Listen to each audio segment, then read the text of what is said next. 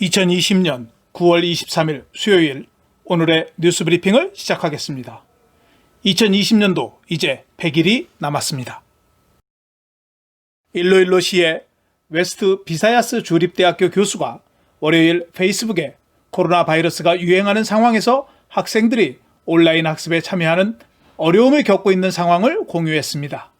인터넷 신호를 잡기 위해 집에서 2km 떨어진 야산에 움막을 짓고 수업을 하다 배터리가 떨어져 수업에 더 이상 참가할 수 없다는 가슴 아픈 이야기를 언급했습니다.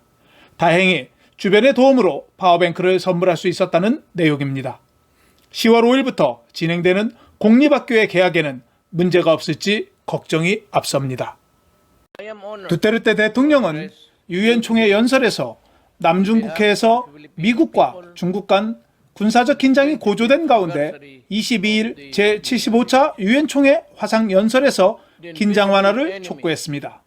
또 이례적으로 유엔의 역할을 평가하면서도 인권 침해 논란이 있는 필리핀의 마약과의 유혈 전쟁을 적극 옹호했습니다.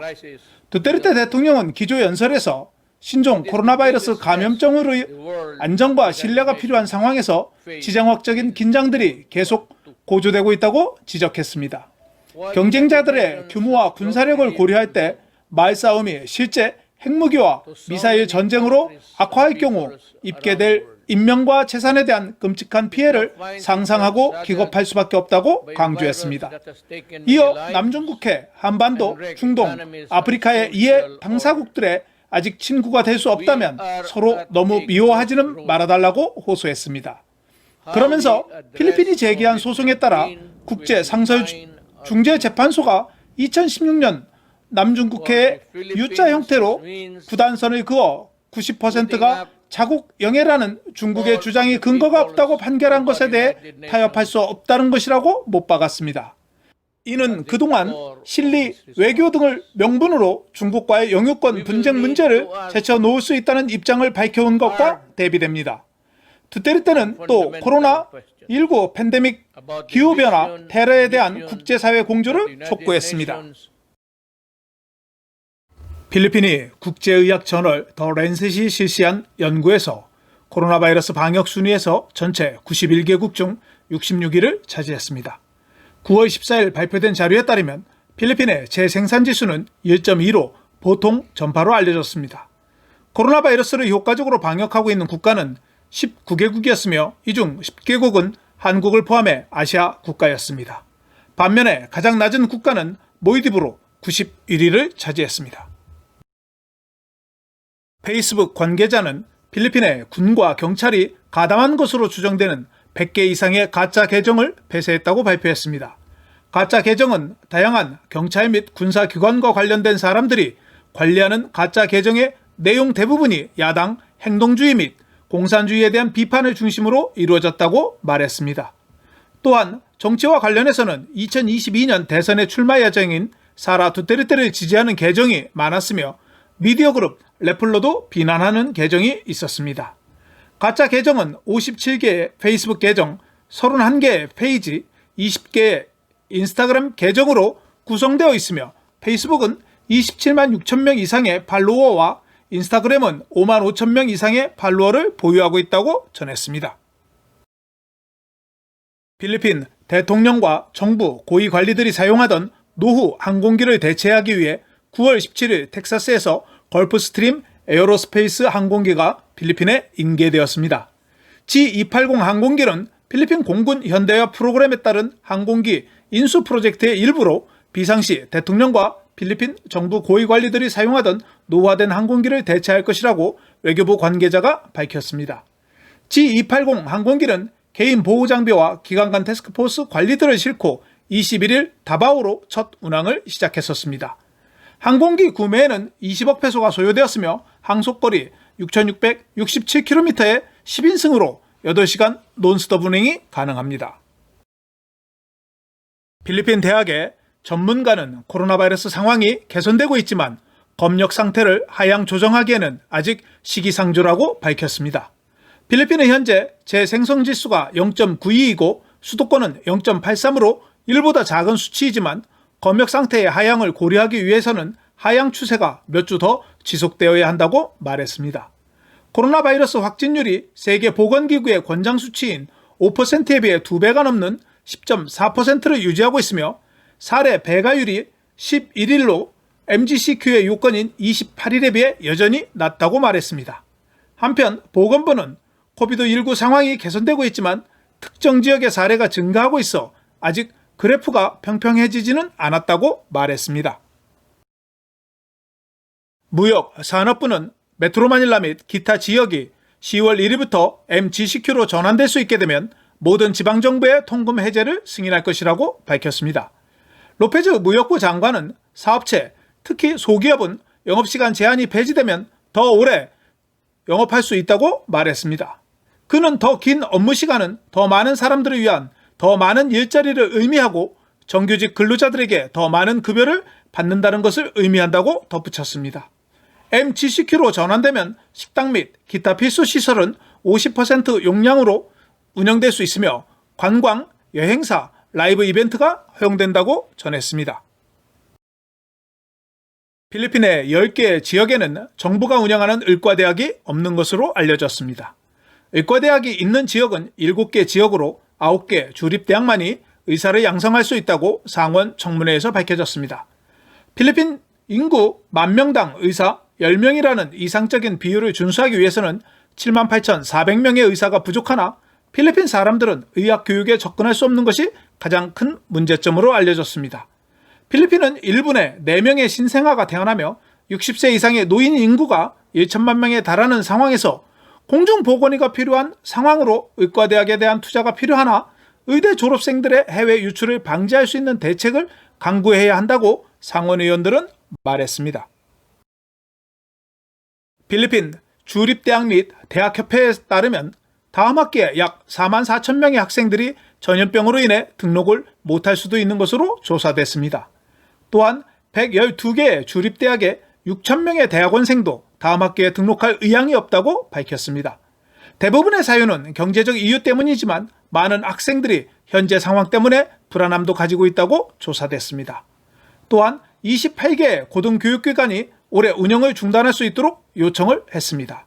필리핀에는 2,000개가 넘는 사립대학이 있으며 지난해 학생 수는 183만 명이었습니다. 필리핀에서 가장 많은 확진자가 발생한 쾌존시 역학 및 감시부서는 8월 11일부터 17일까지 205명에서 9월 8일부터 14일까지 102명이 발생해 4주 연속 코로나 바이러스 확진자 수가 감소하고 있다고 발표했습니다.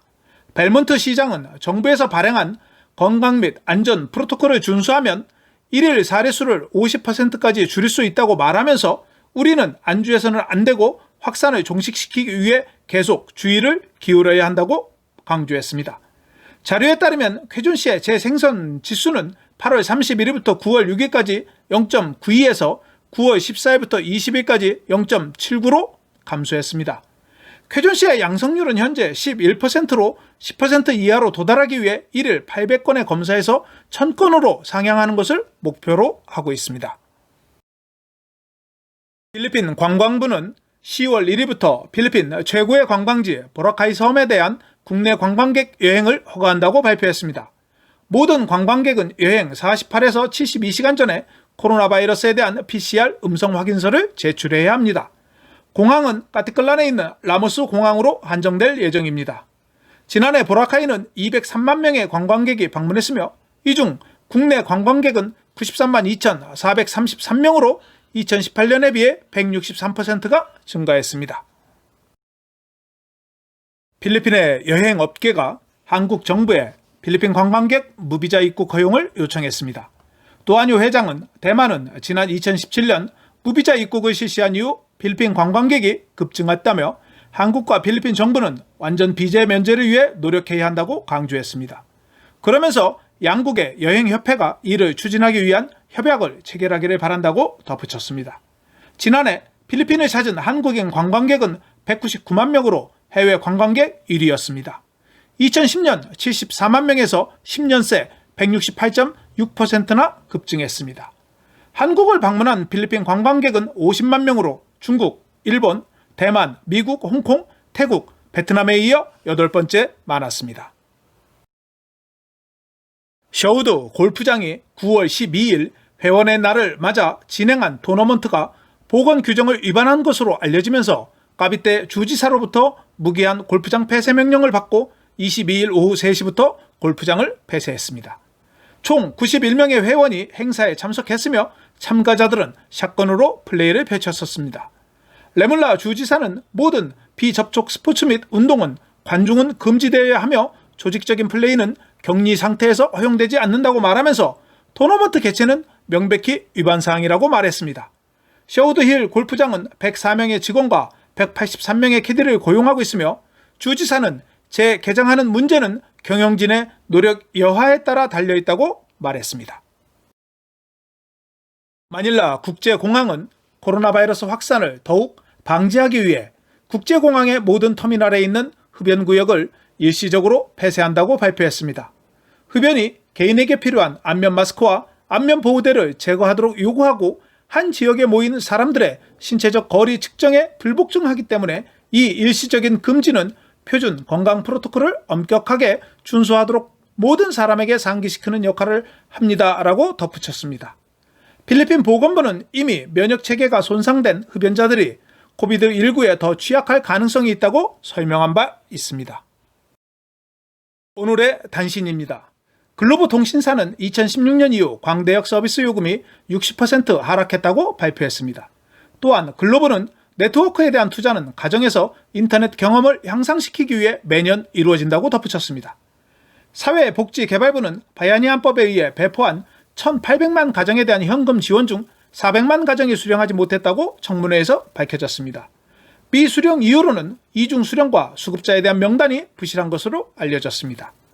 한국 현대중공업에서 제작한 호세 리자람이 하와이에서 개최된 림팩 훈련에 참가하고 필리핀에 돌아왔습니다. 필리핀 해군은 오늘 마닐라 15번 부두에서 환영식이 개최합니다.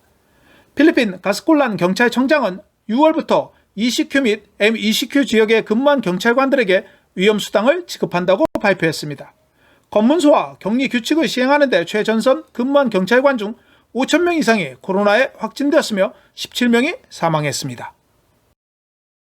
어제 1,000명대 확진자 발생에 이어 오늘은 2,833명이 추가 확진되어 총 확진자는 294만 4,591명으로 증가했습니다. 수도권은 1,222명의 확진자가 발생했으며 까비떼 228명, 네그로스 오시덴탈 206명, 바탕가스 143명, 블라칸 141명이 추가 확진되었습니다.